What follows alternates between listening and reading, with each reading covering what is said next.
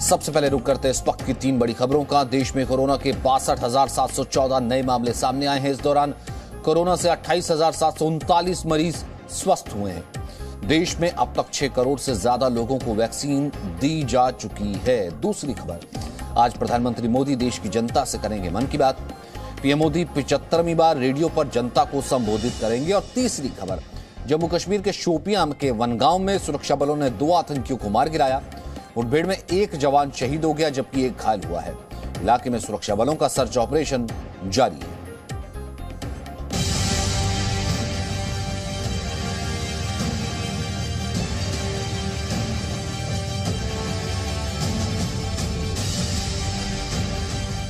देश के 70 जिलों में तो पिछले कुछ हफ्तों में यह वृद्धि 150% से भी ज्यादा है।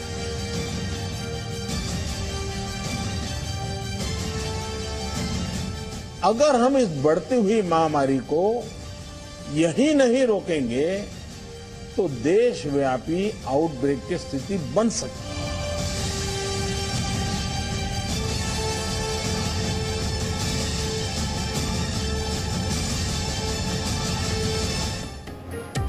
तो कोरोना के मामलों में लगातार तेजी से बढ़ोतरी हो रही है। पिछले 24 घंटों में कोरोना के 62,714 नए मामले सामने आए हैं।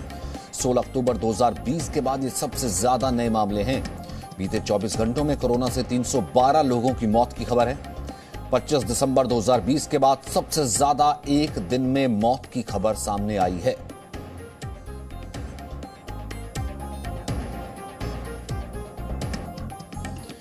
और अब आपको बताते हैं कि देश में कैसे तेजी से कोरोना के आंकड़े बढ़ रहे हैं।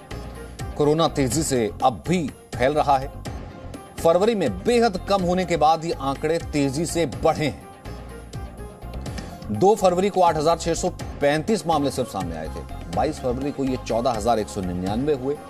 11 मार्च को 24,000 के पार यह आंकड़ा पहुंचा। 20 मार्च को 40,953 मामले सामने आए। 26 मार्च को 59,118, 27 मार्च को 62,258, 28 मार्च को 62,714।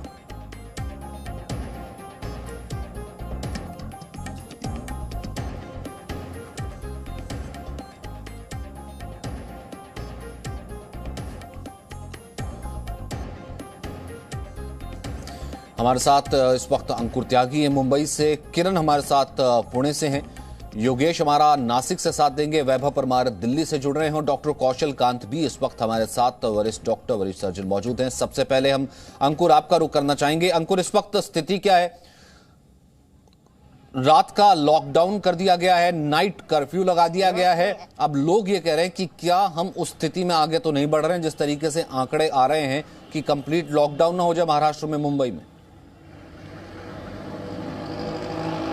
देखिए, आंकड़ों के लिहाज से तो लगभग यही स्थिति बनती आ रही है। और सरकार ने अगर इतना बड़ा फैसला लिया है कि वापस से पूरे राज्य में अगर नाइट कर्फ्यू की शुरुआत हो रही है तो जाहिर तौर पर उसके पीछे जो तथ्य हैं वो आंकड़ों के ऊपर आधारित हैं। मैं पिछले 24 घंटों के बारे में बात करूंगा तो पूरे महाराष्ट्र में 35,000 से ज़्यादा मामले आए हैं, 5,700 से ज़्यादा मामले आए हैं, 166 मौतें हुई हैं। मुंबई के लिहाज से बात की जाए तो 6,000 से ज़्यादा मामले आए हैं। हम देख रहे थे पिछले 2-3 दिन का जो आंकड़ा था वो 5,000-5,500 हजार के आसपास था। ये आज 6,100 से ज़्यादा मामले आए हैं और 12 मौतें हुई हैं। और यही वजह है कि सरकार को बढ़ते हुए जो नंबर हैं उनको ध्यान में रखकर नाइट कर्फ्यू की शुरुआत करनी पड़ी। अगर आपको प्रॉपर लॉकडाउन से बचना है तो रात के 8 बजे से लेकर सुबह 7 बजे तक ये चालू रहेगा। अगर आप थूकते हुए पाए गए तो आपके ऊपर 1,000 रुपये का जुर्माना है। इसके अलावा 500 रुपये का जुर्माना अगर आपने मास्क नहीं पहना। ऐसी बहुत सख्त इंस्ट्रक्शंस हैं जिसको इस वक्त इम्प्लीमेंट किया जाएगा। यही नहीं, जितने भी मॉल्स हैं या फिर रेस्टोरेंट्स हैं उन सभी को रात को 8 बजे बंद कर दिया जाएगा। हालांकि रेस्टोरेंट से आप रात के 8 बजे अपना पार्सल से खाना मंगवा सकते हैं, ये एक फैसिलिटी ज़रूर दी गई है। मैं आपको दिखाऊं, मैं मुंबई में हूं और चूंकि आज होली का त्यौहार है, आज जो होली का दहन होता है, कई घरों में पूजा होती है। बोरीवली का इलाका मैं आपको दिखा रहा हूं। हालांकि जितनी यहाँ पे भीड़ अमूमन तौर पे होती है उतनी भीड़ तो नहीं है, लेकिन ये अगर आप कोरोना को ध्यान में रखकर अगर आप बात कहेंगे तो यकीनन तौर पर सीरियस कंसर्न है। जितने नंबर ऑफ जो क्राउड है, जिस वॉल्यूम में इस वक्त आपको नजर आ रहा है, ये बहुत ज़्यादा कंसर्न है। कि अभी भी लोग उस चीज़ को नहीं समझ रहे हैं। यहाँ तक कि कई जगह पर जो पुलिस है या फिर बीएमसी के कर्मचारी हैं या मार्शल्स हैं, जब लोगों को मास्क ना पहनने या ठीक तरीके से ना पहनने पर जुर्माना लगाते हैं तो वहाँ पर भी बहुत ज़्यादा आर्ग्यूमेंट्स होते हैं और ऐसी तकरीरों की एक बहुत लंबी संख्या है। लोगों को अपनी यहाँ पे रिस्पॉन्सिबिलिटी समझनी होगी। जिस तरीके से आंकड़े लगातार बढ़ते जा रहे हैं और अब नाइट कर्फ्यू लगा देने की नौबत सरकार को आन पड़ी है। जाहिर सी बात है, नाइट कर्फ्यू की नौबत आन पड़ी और जैसा कि आपने कहा कि फिलहाल तो यही सोच रहे हैं लोग कि जिस तरीके से स्थिति आगे बढ़ रही है, अगर नहीं काबू में स्थिति आई, और काबू में स्थिति कहीं ना कहीं लोगों ने खुद करनी है, काबू में स्थिति लोगों ने खुद करनी है। वो लोग जो कि ये सोच चुके थे कि फिलहाल अभी तो कोरोना खत्म हो चुका है, अब मास्क की जरूरत है नहीं, अब सैनिटाइजेशन की जरूरत है नहीं, अब तो वैक्सीन भी आ चुकी है, लेकिन उनके लिए सबक है, उनके लिए सबब है कि अब भी किस तरीके से जिंदगी हॉल्ट हो सकती है। पुणे से किरण इस वक्त और जानकारी देंगी। किरण, देखा जाए तो पुणे ऐसा सिटी बन गया है कि देश के सबसे ज़्यादा लगातार कोरोना के मामले बढ़ने वाली सिटी बन गई है। जो देश में 10 जिले जो कोरोना के हॉटस्पॉट पाए गए हैं उनमें पुणे अग्रस्थानी है। यानी कि पुणे की कल की स्थिति देखा जाए, 24 घंटे की स्थिति देखा जाए तो 7,000 के ज़्यादा मामले पुणे में दिखाई दे रहे हैं।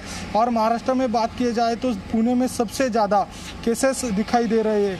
इसी के कारण कई दिनों से पुणे में जो पाबंदी लगाई गई है उसमें शादी का समारंभ हो, अंतिम संस्कार हो, उनमें से कुछ 50% लोगों की उपस्थिति अनिवार्य है। दूसरी बात देखा जाए तो स्कूल कॉलेज बंद हो चुके हैं और जो लाइब्रेरी वो 50% से शुरू है। दूसरी बात की जाए तो वैक्सीन और टेस्टिंग का जो मुहिम है वो ज़्यादा से ज़्यादा करने का प्रयास प्रशासन की ओर से चल रहा है। लेकिन दूसरी बात देखी जाए तो जो कोरोना के मामले हो लगातार बढ़ते जा रहे हैं और 50,000 से ज़्यादा जो एक्टिव पेशेंट पुणे में है। इसी के कारण फिर से एक बार महाराष्ट्र में नाइट कर्फ्यू का ऐलान किया गया है।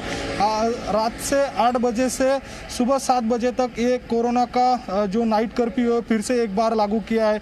पिछली साल की याद अभी फिर से इस साल में दिखाई दे रही है।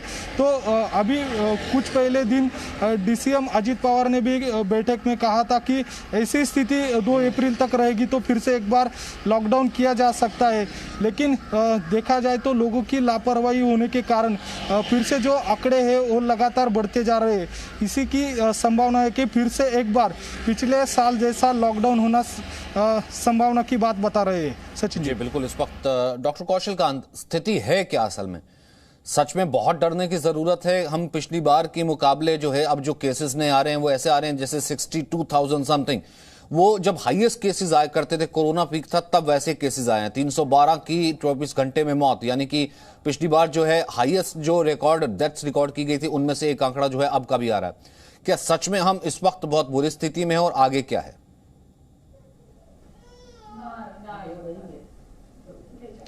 सचिन जी, स्थिति अगर पहले के कंपैरिजन में देखें तो उससे खराब कह सकते हैं है आज के सिचुएशन में। लेकिन ये बात है कि अब लोगों को इसकी आदत पड़ गई है, हम आप समझ गए हैं, डॉक्टरों को कोविड का बिहेवियर पता चल गया है और शायद यही वजह है कि लोग बहुत लापरवाह हो गए हैं। आज भी कोविड का कोई भी इलाज मौजूद नहीं है। मेडिकल साइंस में कोविड का इलाज आज भी मौजूद नहीं है। लेकिन इतने दिनों से 1 साल हो चुके हैं हम आप यही बात करते आए हैं, लेकिन पब्लिक धीरे धीरे मुझे लगता है थक गई है और वो कुछ भी प्रिकॉशन नहीं ले रही है।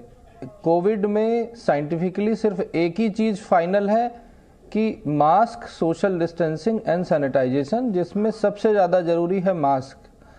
यही एक ऐसा रास्ता है जिससे कोविड का कोई भी वेरिएंट हो, हम सारे वेरिएंट के बारे में नहीं जाएंगे, लेकिन कोई भी वेरिएंट हो, केवल इसी तरीके से इसके स्प्रेड को रोका जा सकता है। साथ साथ जिस तरह से वैक्सीनेशन का प्रोग्राम चल रहा है, गवर्नमेंट की तरफ से वैक्सीन प्रॉपर प्रोवाइड की जा रही है, लेकिन पब्लिक पता नहीं क्यों निकल करके वैक्सीन नहीं लगाना चाहती।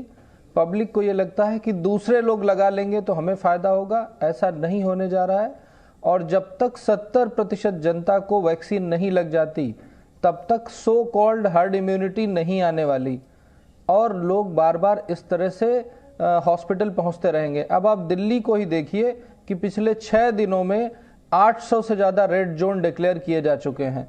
इसके बावजूद भी लोगों को समझ में नहीं आ रहा है तो हम कुछ नहीं कर सकते। इसके साथ साथ प्रशासनिक उदासीनता भी आ गई है। एक तरफ तो दिल्ली में ऑर्डर आता है कि होली में भीड़ नहीं इकट्ठा होगी और जहां पे इलेक्शंस हो रहे हैं वहां इलेक्शन रैलियां हो रही हैं, तो पब्लिक को ये समझ में नहीं आ रहा कि ये डुअल स्टैंडर्ड कैसे आ रहा है, इलेक्शन कमीशन इस पे कुछ क्यों नहीं सोच रहा है। तो मुझे लगता है कि अब ये मेडिकल प्रॉब्लम से ज्यादा socio political and administrative problem रह गई है। मेडिकल प्रॉब्लम में का सोल्यूशन अभी भी प्रिवेंटिव है। और एक चीज क्लियर करना चाहूंगा कि वैक्सीन का मतलब ट्रीटमेंट नहीं है। वैक्सीन भी एक तरह से मास्क का सब्स्टिट्यूट है।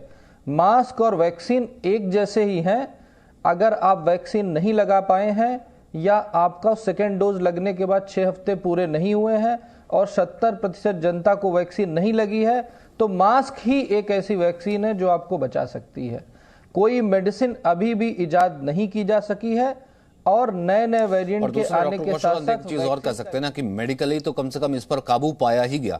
मेडिकली तो कम से कम इसको कर्टेल करके इतना तक आंकड़ा ला दिया गया कि जो सबसे लोएस्ट था तो वो सिर्फ 24 घंटे में सिर्फ 8000 के करीब मामले आने तक पहुंच गए थे। मेडिकली तो इससे कंटेन किया गया, कंट्रोल किया गया, लेकिन स्थिति तब गंभीर हो जाती जब लोग इसका पालन करना छोड़ देते हैं। वैभव परमार, ये स्थिति आगे जो है और ज्यादा खराब ना हो, एजेंसीज क्या कर रही हैं, लोग क्या कर रहे हैं और लोगों में क्या अब जागरूकता आ रही है कि भैया अभी कोरोना गया नहीं है, हम जिस तरीके से घूम रहे हैं जैसे कहीं पर भी बिना मास्क के, बिना सैनिटाइजेशन के, और बाजारों में जो भीड़ है?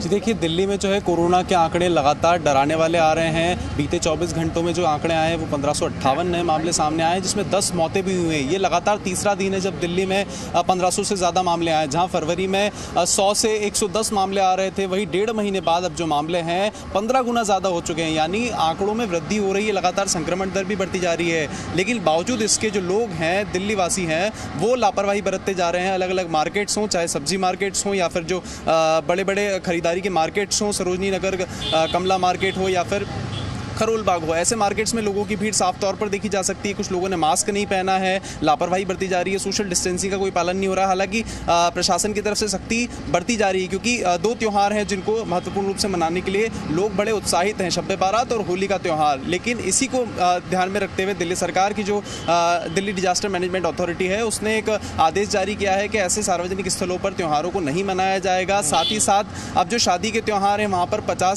100 से ज़्यादा लोगों को शामिल नहीं किया जाएगा। बैंक्वेट हॉल्स हैं, तो इस तरीके की सख्ती जो है बढ़ती जा रही है। 50 लोग से ज़्यादा अंतिम संस्कार में शामिल नहीं हो सकते हैं और जहाँ पर खुले एरिया में शादी हो रही है वहाँ पर 200 लोग से ज़्यादा शामिल नहीं हो सकते हैं। लेकिन बावजूद इसके लोगों की लापरवाही अभी भी बढ़ती जा रही है। होली का त्यौहार है तो लोग कई जगह निकल सकते हैं, इसीलिए चालान भी अभी काटे जा रहे हैं। तो जो 2000 रुपये का चालान दिल्ली सरकार की तरफ से काटा जा रहा है लोगों का, वो अभी उसको बढ़ा दिया गया है। साथ ही साथ वैक्सीनेशन सेंटर्स की संख्या बढ़ा दी गई है दिल्ली में, ताकि किसी तरीके के संक्रमण से जो और बढ़ रहा है उससे बचा जा सके। और जो टेस्टिंग है, रैंडम टेस्टिंग हो या फिर जो रोजाना अस्पतालों में जो टेस्टिंग हो रही है उसे भी बढ़ा दिया गया है। जो 60 से 70 हज़ार टेस्टिंग रोजाना हो रही थी उसे अब 80 से 90 हज़ार कर दिया गया है। हालांकि लॉकडाउन की आशंका से टेस्टिंग हो रही है और इतनी कोशिश की जा रही है कि वैक्सीनेशन भी इतने लोगों को लगाया जाए, तो डॉक्टर नरेश चावला, क्या हम उस स्थिति में हैं कि चीजें साथ साथ चलती रहेंगी, वैक्सीनेशन भी चलता रहेगा, रैपिड टेस्टिंग भी चलती रहेगी, जहां पर किसी की टेस्टिंग कभी भी हो रही, इसलिए आंकड़े बहुत ज्यादा आ रहे हैं, और साथ ही साथ कोरोना भी चलता रहेगा? डॉक्टर नरेश चावला। देखिए, मैं ये स्पष्ट बताना पसंद करूंगा कि हमारा उद्देश्य लोगों को डराने का नहीं है, लेकिन हम बड़ी सख्ती से कह रहे हैं जो स्थिति हम आज देख रहे हैं, लेकिन जो हम प्रोजेक्शंस देख रहे हैं पिछले साल के इतिहास के बाद, स्थिति कहीं बदतर होने वाली है। तो इसलिए वैक्सीनेशन इज़ वन थिंग, जो कि ऑलमोस्ट 5.25 करोड़ पूरे हिंदुस्तान में हो चुके हैं। उसके लिए सरकार को, राज्य सरकारों को और भरसक प्रयत्न करना चाहिए। लेकिन आपके चैनल के माध्यम से जो मुझे लोगों को संदेश देना है वो बहुत ही जरूरी है। वैक्सीनेशन अपार्ट, उसका इफेक्ट आने में तकरीबन 6 या 7 हफ्ते लगते हैं और उसकी जो सफलता है वो 100% नहीं कही जा सकती, वो 70, 80, 90% हो सकती है। लेकिन एक चीज़ की सफलता 100% है, वो है आपके बिहेवियर की।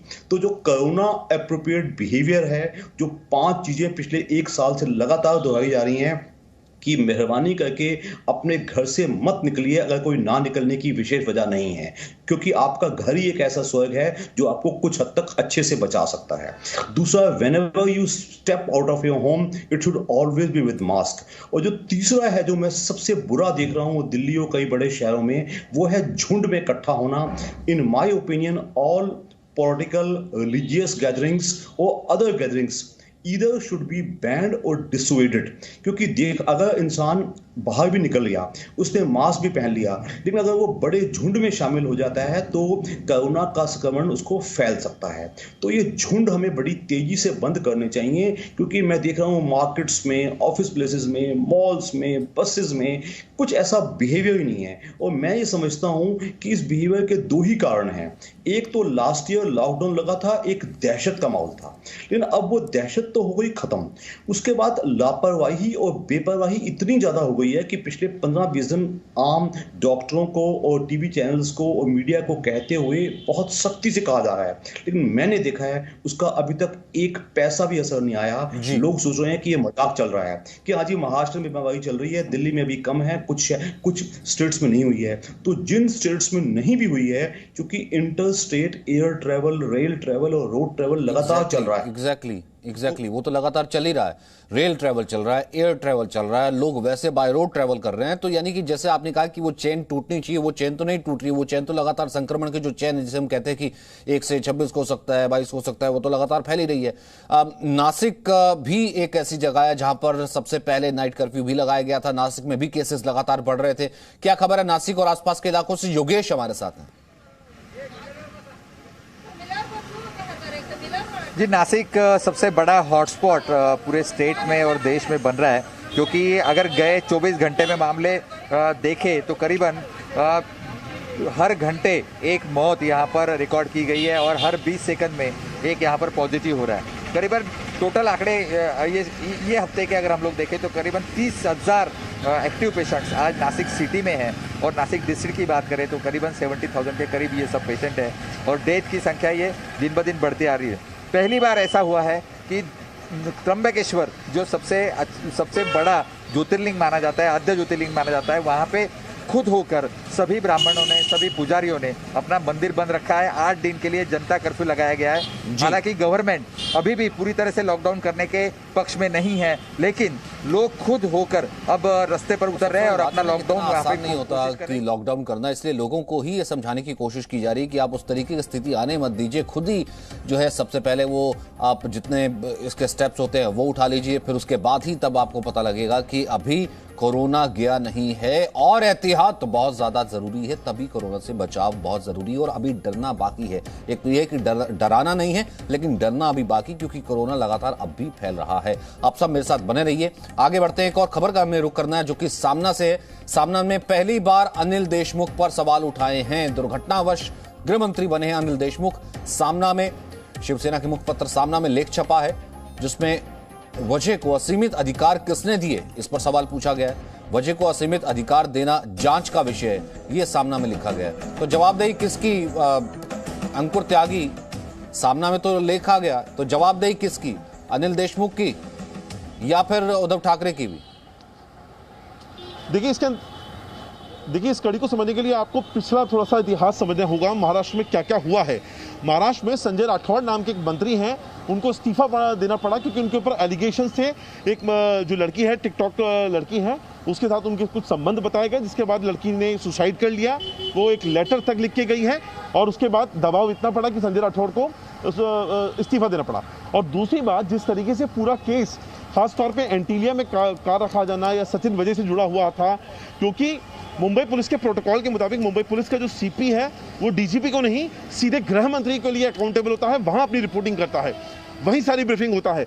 ऐसे में जो पूरा कांड हुआ और जिस तरीके से इसमें क्राइम ब्रांच का नाम निकल के आ रहा है, क्राइम ब्रांच के कई अधिकारी इसके अंदर फंसे हुए हैं जो सीधे रिपोर्ट करते थे सीपी को, और फिर सीपी का अनिल देशमुख के साथ क्या ट्यूनिंग था, इन तमाम बातों को एक निशाना बनाकर इस पर सवाल खड़े किए गए हैं कि क्या ये जो परिस्थितियां हैं ये अपने आप बनी या इनके लिए कोई जिम्मेदार था, और जिम्मेदारी अनिल देशमुख के सर पर डाली जा रही है।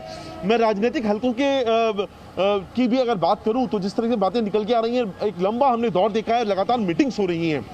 जो चीज़ें निकल कर आ रही हैं वो ये हैं कि शिवसेना और कांग्रेस दोनों लगातार इस बात के लिए जोर बना रही हैं कि अनिल देशमुख को इस्तीफा दिया जाए, क्योंकि अब जो जांच समिति बैठेगी इस पूरी की पूरी मामले की जांच करने के लिए वो निष्पक्ष रहे और जनता के सामने सब चीज़ें बिल्कुल क्लियर आएँ।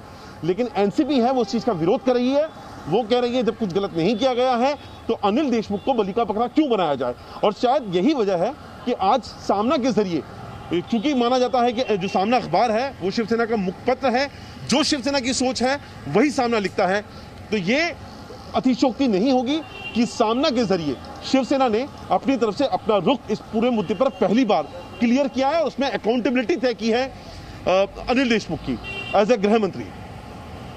नहीं, लेकिन फिर आप मुख्यमंत्री की जवाबदेही से थोड़ा ना बच सकते हैं।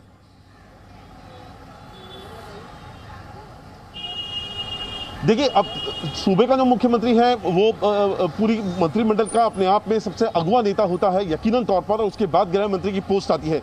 लेकिन जो सरकार बनी है, ये महा विकास गठबंधन जो सरकार बनी है, इसमें 3 पार्टियों का अपना अपना स्टेक है। और जब शुरुआत में सरकार बनने की बारी आई थी तो गृह मंत्रालय जानबूझकर शरद पवार ने अपने पास रखा था, अपनी पार्टी के पास रखा था, और अनिल देशमुख को इस सब के लिए ये गृह मंत्रालय दिया गया था। लेकिन और जो मुख्यमंत्री पद के लिए लगातार शिवसेना फील्डिंग करती रही और मुख्यमंत्री उद्धव ठाकरे बनते हैं, तो यहाँ पर बेसिकली अपने आप को इस पूरे प्रकरण से हटा के दिखाने की कोशिश है शिवसेना की कि हमारे पास सरकार में जाने की जो शर्तें थी उसके मुताबिक हमारे पास मुख्यमंत्री पद है, लेकिन जो गृह मंत्रालय जिसने रखा है उसकी जिम्मेदारी तय होनी चाहिए। तो गृह मंत्रालय जिसने रखा है जिम्मेदारी तय होनी चाहिए। शरद पवार सामने आते हैं, वो शरद पवार कहीं ना कहीं एक बचाव करते हैं। एनसीपी का जो रुख है वो कहीं ना कहीं नजर आता है कि वो एक बचाव का।